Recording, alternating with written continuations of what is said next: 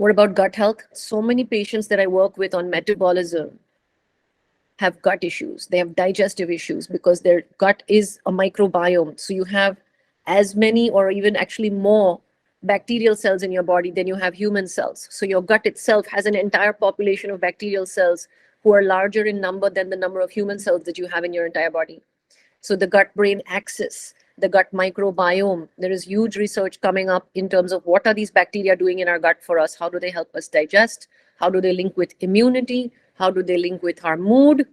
Okay, and how much they protect us from inflammation, the gut barrier, we say.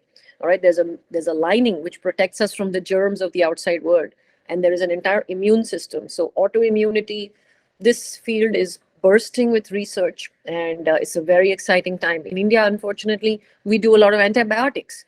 People just pop it from the chemist whenever they feel like, and they completely mess up the gut health. And when you really need the antibiotics to work, you're faced with trouble. And in between those rounds of antibiotics, your immunity is always low because you don't have enough healthy bacteria supporting you.